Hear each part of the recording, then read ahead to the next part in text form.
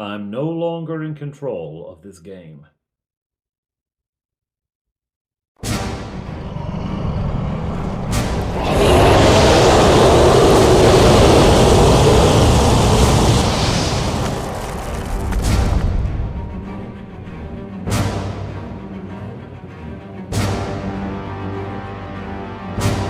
Hello, everyone. I'm Father Aaron. Welcome to The Dungeon is So, yeah, I am no longer in control of this campaign. The players have firmly taken the reins, which is a good thing. It is a good thing. You remember, I started playing this campaign with novice players, right? For people who had never role played before. So it took them some time to feel comfortable steering the campaign themselves.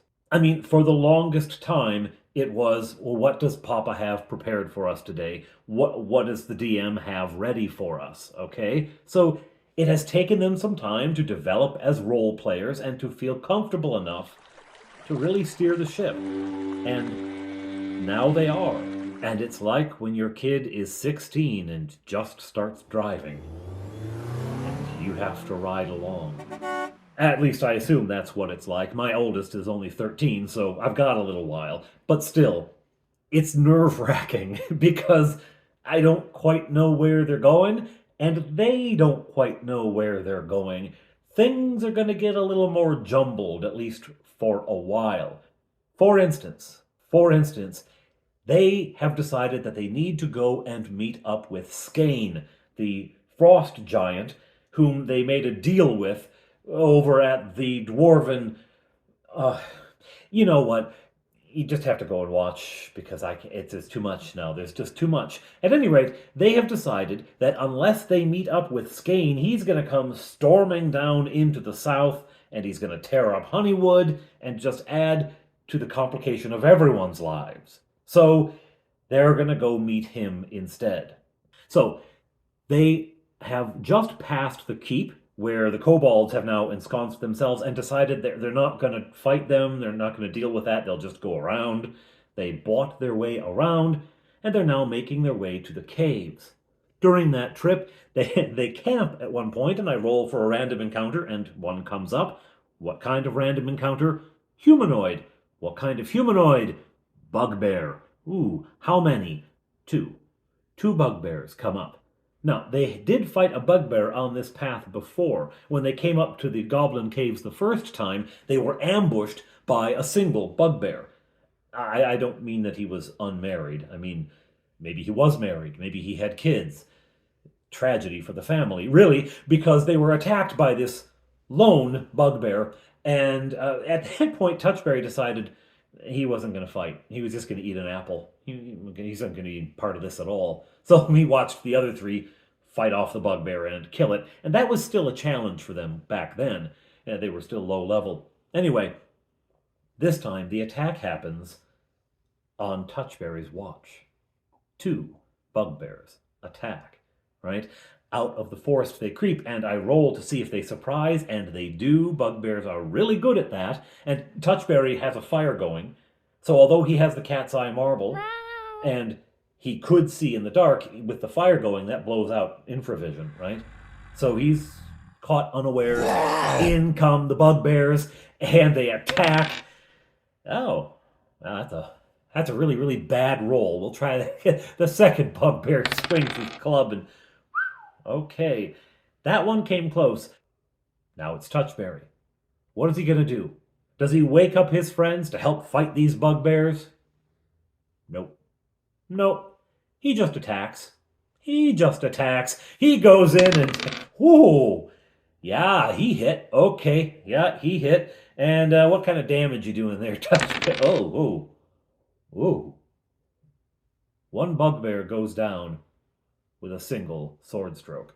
He had rolled a nat 20, and I do double damage, the critical damage. I do a double dice plus the bonuses, and yeah, he wipes out a bugbear in one hit. The other bugbear, okay, he's going to say, well, do I really want to keep doing this? No, no, no, no. Second bugbear runs away. Okay, just boots it. So Touchberry has fought off two bugbears by himself. These are different days. Sits back down, cleans his sword off, And eventually the watch changes and its faux fire gets up and what happened? There's this dead bugbear. Didn't wake anybody up. Anyway, next morning on they press and they come to the Kobold Caves where they see signs only of sort of, normal animal life, badgers or whatnot that have taken up residence in the caves, maybe a wolf or a fox or a coyote or something. No kobolds, no gnolls, no goblins, anything like that. Great. They pause momentarily there to have a meal and then on they go. Just past those caves, there's a path leading up into the hills, and they follow that up and around, and it begins to take them in sort of northeasterly direction. They're on their way up into the mountains, climbing, ever climbing, when they see ahead of them a figure approaching. Nope. 2. No, is it 4? 4 approaching. They had been walking single file down the mountain path, and so it was hard to distinguish. 4 figures approaching. 3 men and a woman coming out of the mountains. All right. What are a bunch of people doing up here in the mountains? Humans don't normally roam this far north. What's going on? All right, we'll be on our guard. They come up, and they're on their horses and the mule, right? So they're riding along, and they stop, and this group stops. Who are you? They're dressed in rough clothing, but then, they're up here in the mountains. Why would they not be? They wouldn't be in lace or anything. Who are you? Who we are doesn't matter, Fleetwood answers. He usually speaks for the group. Who we are doesn't matter. Let us pass. Just asking. Elf. And this quartet kind of mutters to each other, right? They talk a little bit, and they make their way off the side of the path, and the party goes off the other side, and they pass each other, very tense. It's not long after this that the party makes camp. They're on their way up into the mountains. They make camp. That night, they're on the watch, and it is Fleetwood's watch when they hear wolves. Lycanthropes. I had rolled a random encounter. I'd come up again with humanoid. I'd come up with lycanthrope. I decided they would be in human form, and they wouldn't attack right away unless the players, for some reason, decided to go murder hobo and attack them. But they would come back later. This is, incidentally, around the same area where they encountered their first werewolf, the one in the cave who had the axe that Bob Johnny now wields. The axe that they left laying there in the snow that goblins later picked up and were carrying when they attacked the party the following day or 2 days later or something like that, when eventually Bob Johnny got the axe. So they've been in this area before, they've met lycanthropes here before, and here come these 4 out of the dark, now accompanied by a dozen wolves, where lycanthropes can call wolves to them to help. Out of the dark they come, up the ridge onto the level of the path, and attack. Now, the howl that preceded the battle gave them all plenty of time to get ready. They're not going to be surprised or anything. Everyone has been woken up. Everyone's got their weapons out. They're all ready. But the liability is the horses and the mule, right? They want to protect the animals, and there are so many opponents that inevitably the horses are going to be in danger, and that's what happens. The wolves begin to circle, right? Just outside of the light of the campfire, they can see the eyes of the wolves in the dark as they circle about, and then in come the werewolves. Here they come, and they launch a fierce attack. The battle here is pretty ferocious. Magic missiles are flying. Lightning bolt is employed at one point to take out one of the werewolves and 3 of the wolves. But the wolves do get around to the horses, and the horses are afraid. They pull their stakes. They have been staked, but a horse can pull that out. And off they go. The mule too. Off they go down the mountain on the other side, and wolves after them. Fleetwood chases after, trying to stop these wolves and trying to bring the horses back. He's out of commission, off doing that, chasing them around. That's a whole separate thing. Faux Fire is hit, Touchberry is hit, Bob Johnny is hit. They're taking damage right, left, and center, but they are giving as good as they're getting, and pretty soon the tide begins to turn, largely based on the magic, largely based on Bob Johnny casting spells, webbing wolves, and firing magic missiles, and all that. Meanwhile, the horses and the mule are running in random directions. For each of the mounts, I roll a 1d8, and that will decide north, northeast, east, southeast, south. Which direction is it scattering in?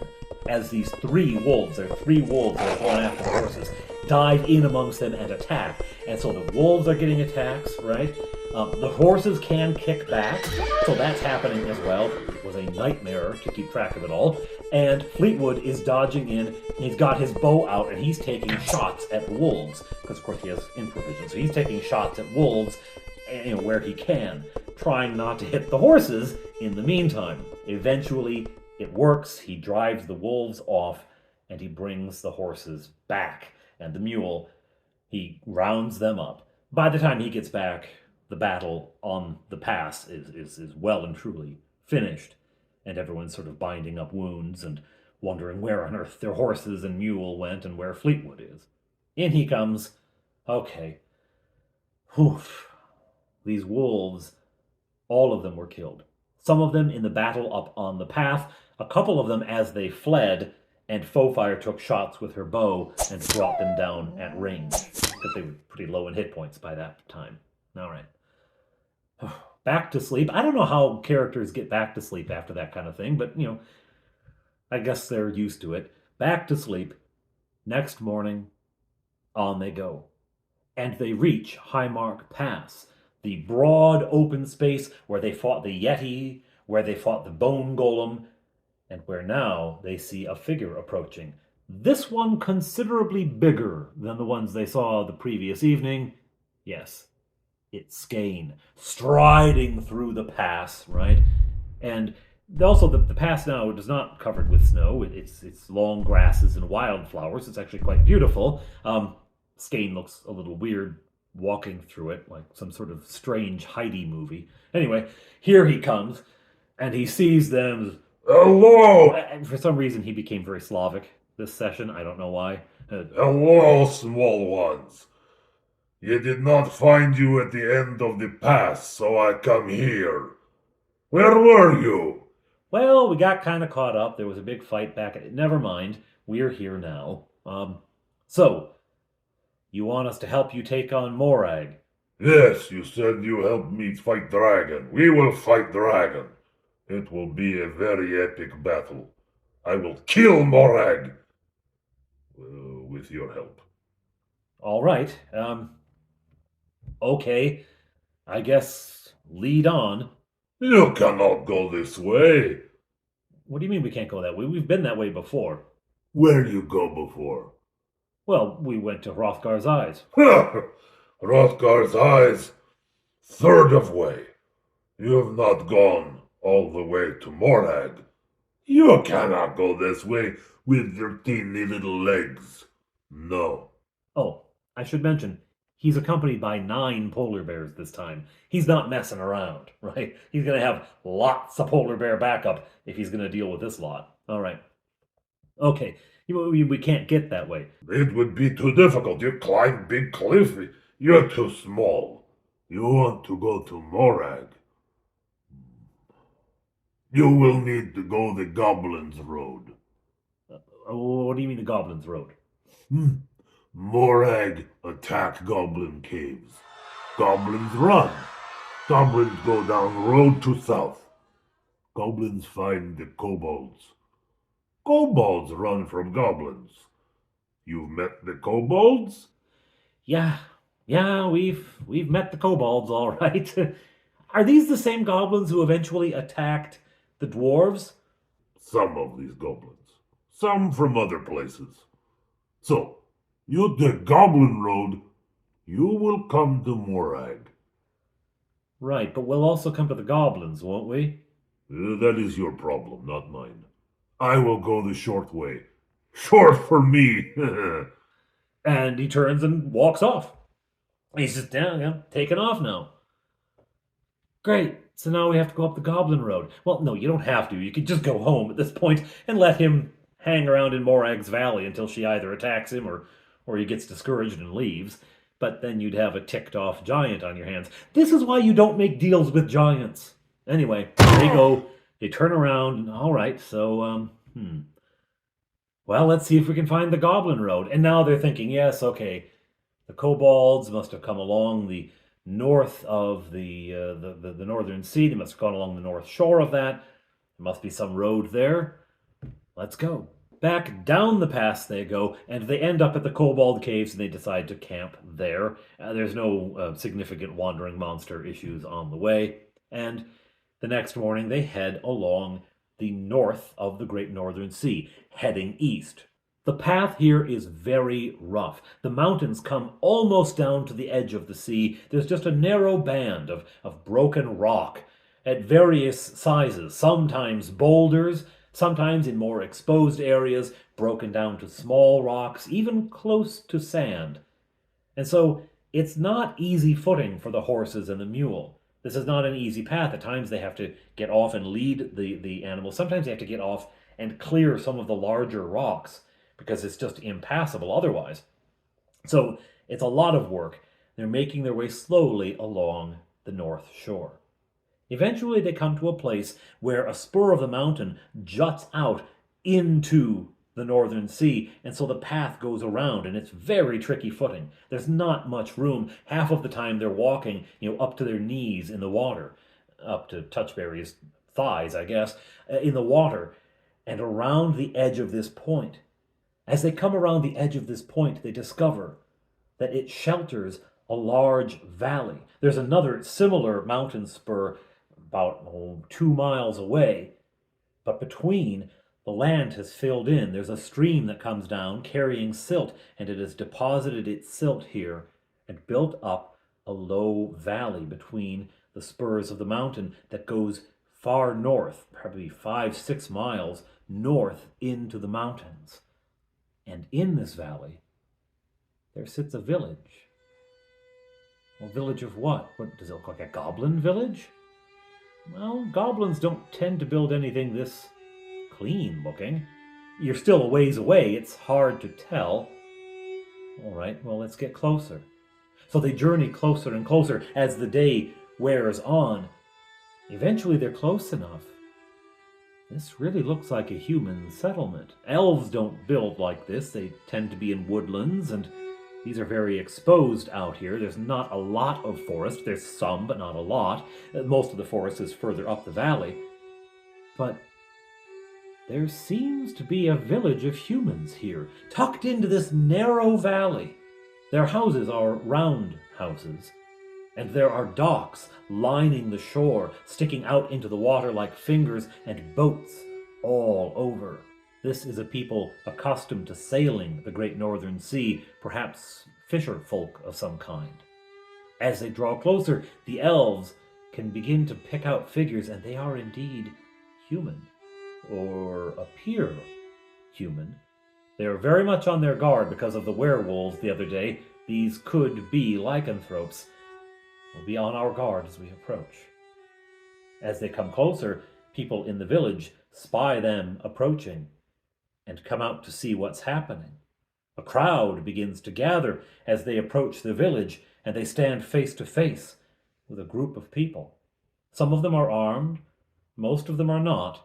They'd been going about their daily work when this group appeared out of the west. Some of the people are pointing at the elves' ears, and a lot of them are pointing at Touchberry, making fun of how small he is, and how adult he looks like he is, but he's so tiny, and all these things are making fun of him. And then out of the crowd emerges this older man, and he looks at them and he says,